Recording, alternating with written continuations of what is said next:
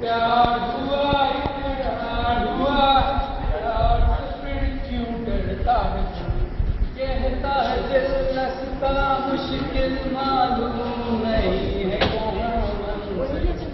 प्यार किया तो डरना था, जब प्यार किया तो डरना था, प्यार किया कोई नहीं छुपवाए भरना था, जब प्यार किया तो डरना था। 1 2 3 4 5 आज के मुख्य समाचार। पार्लियामेंट में आखिर दे ही दिया LGBT यानी लेस्बियन, गे, बाइसेक्सुअल और ट्रांसजेंडर लोगों को अपना अधिकार। धारा 377 के तहत इन्हें आजादी मिली और इससे हमारे नेताओं की मुश्किलें बढ़ी। आइए जानते हैं इनकी मुसलमान। बहुत खुशी महसूस हो रहा है। हमारे समझ की बड़ी अच्छी कदर हो रही है। मैंने तो उम्मीद ही छोड़ दी। हमारी बात सुन ली। तो अभी हमने देखा इनकी खुशी, अब आइए जानते हैं हमारे नेताजी क्या सोचते हैं। हमसे क्या पूछते हैं? अब तो लड़का लड़का और लड़की लड़की ना घर बसाएगा और हमका यहाँ रोता हुआ छोड़ जाएगा। तो जैसा कि आपने देखा, एक तरफ समलैंगिकों ने अपनी खुशी खुलकर जाहिर की, तो दूसरी तरफ हमारे नेता ने बड़े बड़े आंसुओं से अपना दुख प्रकट किया। बिल तो पास हो गया पार्लियामेंट में, करके हमारे दिलों ने इस बिल को पास किया है। आइए देखते हैं।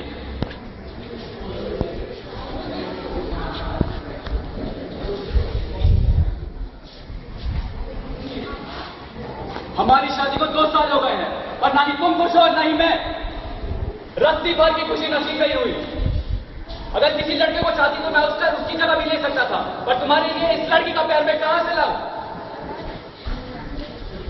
बस एक बार बोल दिया होता तो ये नौबत नहीं है। ये हवाएं, ये फिजाएं झूमती है हर जगह। मैं भी तुमसे कुछ कहना चाहती हूँ, पर मुझे सुनने को कोई राजी ही नहीं है। क्या सबका दिल बस मेरा ही नहीं है? पेड़ों से फूल कभी हम भी चुराए थे, भागते दौड़ते उनके साथ कभी हम भी मुस्कुराए थे, पर मुझे कोई समझ न पाया। सबने तो बस मेरा मजाक है उड़ाया। मुझसे लोगों ने नाता है तोड़ा, जबरदस्ती मुझे क्यों इस पवित्र जोड़ से जोड़ा। उन्होंने कुछ सपने सजाए थे, सोच के कभी हम भी मुस्कुराए थे, मगर इस दर्द ने कर दिया मुझे सबसे दूर और वो खुशियां लगने लगी है बहुत बहुत दूर। वो अनसुनी अनकही बातों ने मुझसे मुंह मोड़ लिया। अब तो मेरे साए ने भी मेरा पीछा करना है छोड़ दिया। इन तरसती निगाहों ने क्या कुछ नहीं देखा है, क्या कुछ नहीं सहा है। अब तो मेरी जिंदगी ने मुझे कहीं का नहीं छोड़ा है। किन्नरों को भी ऐसी कई मुश्किलों का सामना करना पड़ता है। आइए देखते हैं। क्या बोला तूने? कौन से पोस्ट के लिए आया तू? जी क्लर्क के पोस्ट के लिए आया हूँ सर। कोई मजाक चल रहा है क्या? ये मेरा ऑफिस है, ऑफिस कोई धर्मशाला नहीं है कि आगे मुंह कर दो। आप ऐसा क्यों कहते हैं सर? मजाक उड़ाने से पहले मेरी बात को जान तो लीजिए। मैं अलग हूँ पर अपाहिज नहीं। मुझमें शायद वो काबिलियत है जो और किसी में नहीं। तू मेरे ऑफिस में भी कदम रखने के लायक नहीं है। एक इज्जतदार पोस्ट है, कोई नौटंकी नहीं चल रहा है कि आगे ऐसे ही पोस्ट में हक जमाना। कोई खैरात नहीं मांग रहा है। निकल यहाँ से। आज समझ गया साहब, ये दुनिया सिर्फ आप जैसे लोगों के लिए ही है और काबिलियत का कोई मोल नहीं। हमारे लिए तो बस ताली बजाना होता है और आप जैसे लोगों को बस हम पर हंसना आता है। क्या आज भी हम इन लोगों के लिए अपनी सोच बदल पाए हैं? आइए देखते हैं। हमारे लिए ये संभव नहीं है। अगर ऐसा होता भी तो मैं इसकी इजाजत कभी नहीं देता। पर आपने तो हमें सिखाया है कि प्यार हर चीज से परे है, समय के हर बंधन से मुक्त है। तो फिर ऐसा भेदभाव क्यों? क्या हम फिर से वही गलती दोहराना चाहते हैं? हमारे वेदों और पुराणों में इसका कोई अधिकार नहीं है। आपको समझना चाहिए कि मन तो चंचल होता है, मन को अपने काबू में रखना पड़ता है। अगर खुद ही मन के काबू में चले गए तो कैसे होगा? तो फिर इसमें उन लोगों का क्या दोष है? वो तो अपने हाथों मजबूर है। भगवान ने चाहे उन लोगों को ऐसा बनाया तो इनमें उन लोगों का क्या गलती है? अपने परिवार की इज्जत के बारे में वो कभी नहीं सोचते, सिर्फ अपने लिए ही जीते हैं। परिवार की भी कुछ आशाएं होती हैं, परिवार की इज्जत का भी ख्याल उन्हें रखना चाहिए। अगर हम आपका मर्जी का नहीं करेंगे तो आपको कैसे रहेगा? उसी प्रकार अगर हम उन्हें उनका मर्जी का नहीं करने देंगे तो क्या ये सही है? क्या ये भगवान के बड़े नियमों का उल्लंघन नहीं होगा?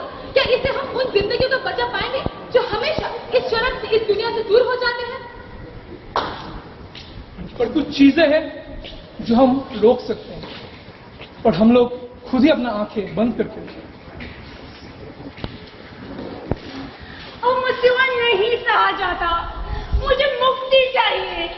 ना ही उसकी जिंदगी खराब होगी, ना ही किसी और की। मेरी प्यार के दुश्मन हाय हाय हाय हाय, मेरे प्यार के दुश्मन हाय हाय हाय हाय। सबको खुश रहने का हक है। सीमा इंसान की बनाई हुई है, सीमा इंसान के लिए। इंसान सीमाओं के लिए नहीं होती। अगर सीमाएं हमारी खुशी में कोई रुकावट डाले तो इन्हें बदल देना चाहिए। पर हमेशा समाज को दोष देने से सब कुछ नहीं होता। अपनी आपकी भी कुछ जिम्मेदारी होती है। নদীর এপারে আমি আর ওপারে আমার প্রতিবিম্ব, দুজনে এগিয়ে চলেছি স্রোতের অনুকূলে, আর যেতে যেতে পৌঁছে যায় মোহনার বুকে। হারিয়ে ফেলি আরেকটি ফুলের ঠিকানা। শুধুই পড়ে থাকে রক্ত মাংসের একটা শরীর, নেই কোনো অস্তিত্ব, নেই কোনো প্রতিবিম্ব, শুধুই শুধুই ভেসে থাকার প্রচেষ্টা, আর একটু বেশি, আর একটু কিছুক্ষণ। কিন্তু কি হতো, কি হতো যদি স্রোতের বিরুদ্ধে এগিয়ে যাওয়ার ক্ষমতা দেখাতাম? কি হতো যদি সেই দৃঢ়তা দেখাতে পারতাম সমাজের বিরুদ্ধে? একদিন না একদিন অবশ্যই তাহলে উৎসে পৌঁছাতাম, খুঁজে পেতাম নিজের অস্তিত্ব, নিজের প্রতিবিম্ব, নিঃশ্বাসের প্রতিটা মুহূর্তে বেঁচে থাকার প্রমাণ।